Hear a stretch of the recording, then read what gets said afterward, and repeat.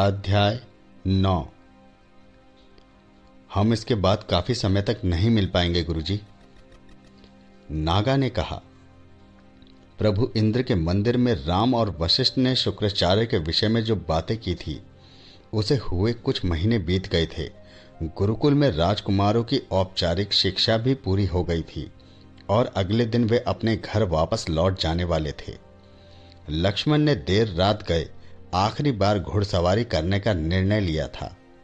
जब वह खामोशी से वापस लौट रहे थे तो उन्हें गुरु और रहस्यमय नागा की मुलाकात की पुनरावृत्ति देखने को मिली। एक बार फिर से वह पुल के नीचे ही मिल रहे थे। हाँ, यह मुश्किल होगा, वशिष्ठ ने सहमति जताई। अयोध्या के लोग मेरे जीवन के दूसरे पहलू से अनजान हैं, लेकिन मैं संपर्क करने का कोई ना कोई रास्ता निकाल लूंगा। उसकी कमर के निचले भाग से बाहर की तरफ उभरा हुआ अंग बोलते समय पूंछ के समान हिलने लगा।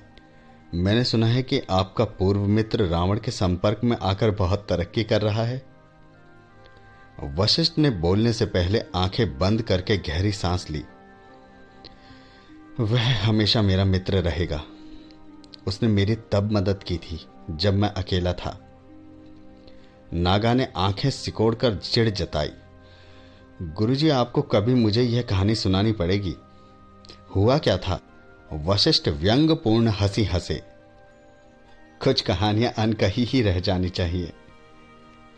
नागा को महसूस हुआ कि उसने किसी दर्दनाक पहलू को छेड़ दिया था, इसलिए उसे वहीं रुक जाना होगा। लेकिन मैं जानता हूं तुम यहां क्यों आए हो, वशिष्ठ ने विषय बदलते हुए कहा। नागा मुस्कुराया। मुझे जानना है।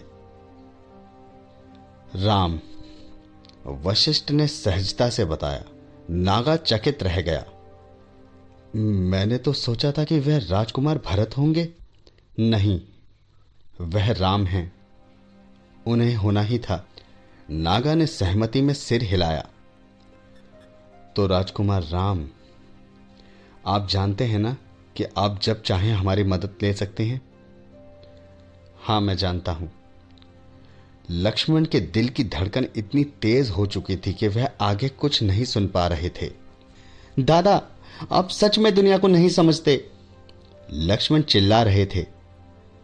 प्रभु इक्ष्वाकु के नाम पर तुम बस वापस जाकर सो जाओ, उत्तेजित राम बुदबुदाए। तुम्हें हर जगह षड्यंत्र नजर आता है। लेकिन लक्ष्मण, दादा वे आपको मारने का निर्णय कर चुके हैं। मैं जानता हूं। तुम कब मानोगे कि कोई भी मुझे मारने की कोशिश नहीं कर रहा? गुरुजी, मुझे क्यों मारना चाहेंगे? कोई भी मुझे क्यों मारना चाहेगा? राम ने पूछा। ना तो कोई मुझे तब मारना चाहता था जब मैं घुड़सवारी कर रहा था, और ना कोई मुझे आज मारना चाहता है। मैं उतना महत्वपूर्ण नहीं हूं, तुम जानते हो। अब जाओ, जाकर सो जाओ। दादा, आपको कोई अंदाजा नहीं है। इस स्तर पर मैं नहीं जानता कि मैं कैसे आपकी रक्षा कर पाऊंगा। तुम हमेशा मुझे किसी न किसी तरह बचा लेते हो, राम ने नरम आवाज में अपने चिंतित भाई के गाल खींचते हुए कहा। अब सो जाओ। दादा। लक्ष्मण, घर पर तुम्हारा बहुत बहुत स्वागत है मेरे बच्चे, कौशल्या ने खुशी से रोते हुए कहा। खुशी के आंसुओं को छिपाने में असमर्थ रानी गर्व से अपने बेटे को निहार रही थी। उन्होंने राम के दोनों कंधे पकड़ रखे थे। राम भावनाओं के इस खुले प्रदर्शन से कुछ असहज थे। अपनी मां की तरह अयोध्या के 18 वर्षीय रघुवंशी राजकुमार का रंग भी कुछ सांवला और त्वचा बेदाग थी, जिस पर उनके सफेद धोती और अंगवस्त्र खूब फब रहे थे।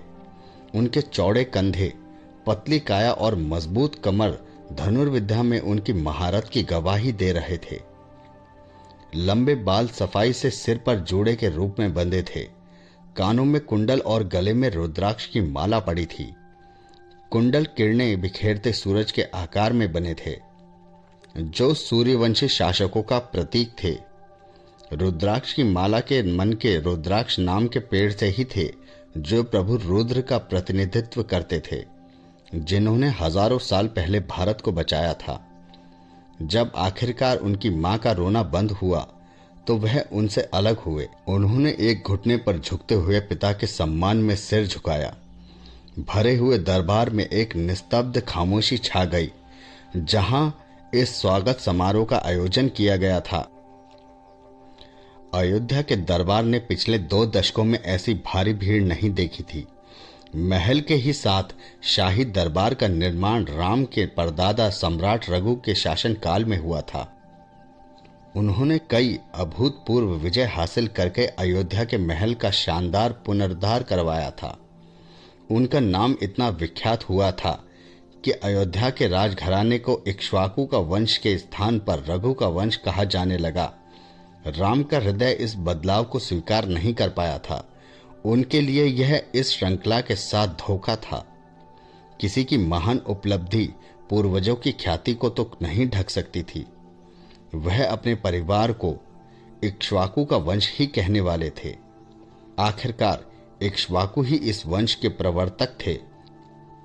लेकिन राम के अभिमत में शायद ही किसी को दिलचस्पी थी। राम अभी भी घुटने पर ही झुके थे, लेकिन आधिकारिक स्वीकृति उन्हें नहीं मिल रही थी। राजगुरु वशिष्ठ सम्राट की दाहिनी ओर बैठे खामोश अस्वीकृति से उन्हें देख रहे थे। विचारों में खोए दशरथ मानो शून्य में तक रहे थे। उनके हाथ शेर के आकार में बने सिंहासन के सुनहरे हत्थे पर रखे थे। सिंहासन के ऊपर सुनहरा मंडप लगा था, जिस पर अमूल्य रत्न जड़े हुए थे। आलीशान दरबार और सिंहासन अयोध्या वासियों की ताकत और प्रभुत्व का प्रतीक था, या कम से कम उस प्रतिष्ठा का जो अब धूमिल पड़ रही थी। पपड़ाता रंग और सामान के घिसे हुए किनारे अब साम्राज्य के पतन की कहानी बयां कर रहे थे। सिंहासन से कुछ कीमती पत्थर निकाले जा चुके थे, शायद कर अदा करने के लिए। हजारों स्तंभों वाला दरबार आज भी आलीशान प्रतीत होता था, लेकिन पुरानी आंखें जो अतीत के शानदार दिन देख चुकी थी, उन्हें दीवारों पर लगे रेशमी पर्दों पर प्राचीन ऋषियों की वे छवियां याद आती थीं, जो कभी ज्ञान का प्रतीक हुआ करती थी। वह यकीनन धूमिल पड़ते हुए समय में धुंधला गई होंगी। जब राम इंतजार कर रहे थे तो दरबार में एक अजीब सी शर्मिंदगी छा गई। दरबारियों की सुगबुगाहट उसी बात को पुख्ता कर रही थी जिसे सब जानते थे। राम प्रिय पुत्र नहीं थे। पुत्र स्थिर और दृढ़ था। सच बताया जा चुका था, जिसमें जरा भी ताज्जुब नहीं था। तिरस्कृत और अभिशप्त जीवन जीते हुए वह इन चीजों को अनदेखा करना सीख गए थे। गुरुकुल से हर बार की वापसी उनके लिए पीड़ादायक होती थी। लोग किसी न किसी तरह उनके दुर्भाग्यपूर्ण जन्म की याद दिला देते थे। कलंक 7032 माया कैलेंडर के अनुसार उनके जन्म का वर्ष भुलाया नहीं गया था। इसने उनका बचपन दुश्वार कर दिया था। लेकिन उन्हें याद है कि उनके पिता समान गुरु वशिष्ठ ने उनसे क्या कहा था। किमपि नु जानः वदिष्यन्ति तदेव कार्यम जानानाम। लोग बेकार की बातें करेंगे, आखिरकार यही तो उनका काम है। कैकेयी अपने पति के पास आई और घुटनों पर झुकते हुए दशरथ का आंशिक रूप से शिथिल हाथ उठाकर आगे की ओर बढ़ाया। सार्वजनिक रूप से कर्तव्य परायण होने का धर्म निभाते हुए वह अपना क्रोध एकांत में जाहिर करती थी। उन्होंने दबी आवाज में निर्देश दिया, राम का स्वागत कीजिए। याद रखिए, संतति संरक्षक नहीं। सम्राट के चेहरे पर चेतना की एक झलक आई। दर्भपूर्ण ढंग से ठुड्डी उठाते हुए उन्होंने कहा, उठो रामचंद्र, रघुवंश की संतति। वशिष्ठ ने अस्वीकृति में अपनी आंखें सिकोड़ी और राम की ओर देखा। बहुमूल्य सजधज और भारी आभूषणों से सुशोभित संपन्न कुलीन गोरी रंगत वाली स्त्री, जिसकी कमर को झुकी हुई थी, पहली पंक्ति में बैठी थी। चेहरे पर पुरानी बीमारी के दाग और झुकी हुई कमर के साथ वह कुछ भयावह प्रतीत हो रही थी। अपने पास खड़े आदमी से मुड़ते हुए वह बोली, तुम्हें कुछ समझ आया ध्रुव्यु? संतति संरक्षक नहीं। ध्रुव्यु ने सम्मान में सिर झुकाया। वह सप्त सिंधु की सबसे धनी और ताकतवर व्यापारी से बात कर रहा था। जी मंत्रा जी। दशरथ द्वारा संरक्षक शब्द का इस्तेमाल नहीं करने का मतलब साफ था कि राम को पहली संतान होने का फल नहीं मिलने वाला था। राम बिना कोई निराशा जाहिर किए शिष्टता से उठ गए। हाथ जोड़ते हुए उन्होंने सिर झुकाकर कड़क आवाज में कहा, महान भूमि के सभी देवता आपकी रक्षा करें पिताजी। फिर वह पीछे आकर अपने भाइयों के साथ एक पंक्ति में खड़े हो गए। राम के साथ खड़े हुए भरत हालांकि कद में उनसे छोटे लेकिन काठी में भारी थे। सालों की मेहनत उनकी मांसपेशियों में झलकने लगी थी। बदन पर लगे संघर्ष के चिन्ह उन्हें आकर्षक व्यक्तित्व प्रदान कर रहे थे। गोरी रंगत उन्हें अपनी मां से विरासत में मिली थी। उस पर नीली धोती और अंग वस्त्र खूब शोभित हो रहे थे। लंबे बालों को जिस पट्टी से उन्होंने व्यवस्थित किया था वह सुनहरी मोर के पंखों से गुथी गई थी। यद्यपि उनका आकर्षण उनकी आंखों और चेहरे पर था। तीखी नाक, मजबूत ठोड़ी और शरारती आंखें। हालांकि इस पल आंखों से उदासी साफ झलक रही थी। उन्होंने चिंतित नजरों से भाई राम को देखा और फिर गुस्से में दशरथ की ओर बढ़ चले।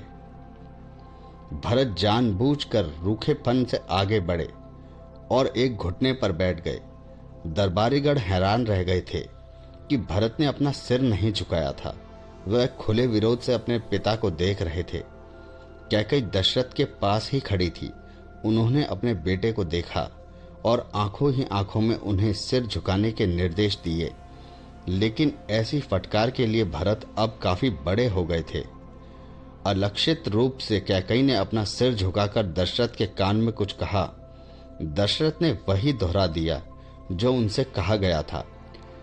उठो भरत, रघुवंश की संतति।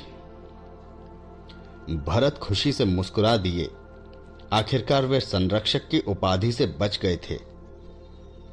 वह खड़े हुए और औपचारिकता से बोले, प्रभु इंद्र और प्रभु वरुण आपको विवेक प्रदान करें पिताजी। भाइयों के पास जाते हुए उन्होंने राम को आंख मारी। राम शांत थे।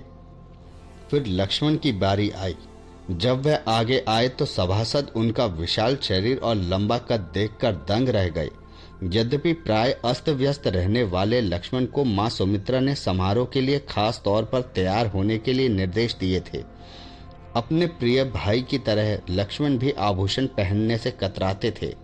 उन्होंने भी बस कानों में कुंडल और गले में रुद्राक्ष की माला ही धारण की थी। उनका काम बिना किसी झंझट के खत्म हो गया और फिर तुरंत ही शत्रुघ्न आ गए। छोटे राजकुमार ने सतर्कता से अपनी पोशाक चुनी थी। उनके बाल विधि पूर्वक बंधे थे। धोती और अंगवस्त्र दबाकर व्यवस्थित किए गए थे। उन्होंने सादे और कम आभूषण धारण किए थे। रस्म अदायगी पर उन्हें भी रघु की संतति उपाधि से ही नवाजा गया। दरबार में समारोह संपन्न होने की प्रक्रिया चलने लगी। कैकेयी दशरथ की मदद को आगे आई। उन्होंने दशरथ के पास खड़े सेवक को संकेत किया। सेवक के कंधे पर हाथ रखते हुए दशरथ की नजर वशिष्ठ पर जा पड़ी, जो अपने आसन से उठ रहे थे। दशरथ ने हाथ जोड़ प्रणाम किया। गुरुदेव। वशिष्ठ ने हाथ उठाकर राजा को आशीर्वाद दिया। महाराज, प्रभु इंद्र आपको दीर्घायु प्रदान करें। दशरथ ने सिर हिलाया और एक उड़ती नजर अपने बेटों पर डाली, जो दृढ़ता के साथ खड़े थे। उनकी आंखें राम पर टिकी। तभी उन्हें खांसी उठ आई और वह मुड़कर सहायक के साथ चले गए। कैकेयी भी दशरथ के पीछे दरबार से बाहर चली गई। हरकारे ने सम्राट के बाहर जाने की घोषणा की और फिर भरा हुआ दरबार भी खाली होने लगा। मंथरा अपनी जगह पर खड़ी रही। उसकी नजरें चारों राजकुमार पर ही टिकी थी। क्या हुआ स्वामिनी? द्रुह्यु फुसफुसाया। आदमी का दब्बू आचरण बता रहा था कि वह महिला कितनी शक्तिशाली होगी। कहा जाता था कि मंत्रा तो सम्राट से भी अधिक संपन्न थी। साथ ही वह साम्राज्य में सबसे महत्वपूर्ण व्यक्तित्व कैकेयी की भी मुंह लगी थी। कहने वाले तो यह तक भी कहते थे कि राक्षस राज रावण से भी उसकी संधि थी। हालांकि आखिरी बात को मनगढ़ंत ही माना जाता था। भाई एक दूसरे के काफी करीब हैं। मंथरा ने फुसफुसाते हुए कहा। हाँ, लगता तो है। दिलचस्प। उम्मीद तो नहीं थी, लेकिन है मजेदार। ध्रुव संदेह से देखते हुए बुदबुदाया। आप क्या सोच रही हैं स्वामिनी? काफी समय से मेरे मन में यह विचार चल रहे हैं, मैं तय नहीं कर पा रही कि हम राम को पूरी तरह से नकार सकते हैं। आखिरकार 18 साल से तिरस्कार सहते हुए भी वह मजबूती और दृढ़ता से खड़े हैं, और भरत यकीनन अपने भाई के प्रति समर्पित हैं। तो हमें क्या करना चाहिए? वे दोनों ही मूल्यवान हैं, दोनों में से एक पर दांव लगाना मुश्किल हो रहा है। लेकिन भरत रानी कैकई का मैं सोच रही हूं। अपने सहायक की बात बीच में काटते हुए मंत्रा बोली। मैं कोई रास्ता निकाल लूंगी जिससे रोशनी ज्यादा से ज्यादा समय इनके साथ बिता सके। इन राजकुमारों के बारे में ज्यादा पता लगाना होगा। ध्रुव चकित रह गया। स्वामिनी क्षमा करें, लेकिन आपकी बेटी बहुत मासूम है। वह अभी कन्याकुमारी है। वह शायद यह कर पाने में, उसकी मासूमियत ही तो हमारे काम आएगी मूर्ख। एक मासूम नारी का मुकाबला कोई नहीं कर सकता। सभी वीर पुरुष उसके सम्मान और सुरक्षा के लिए प्रेरित रहते हैं।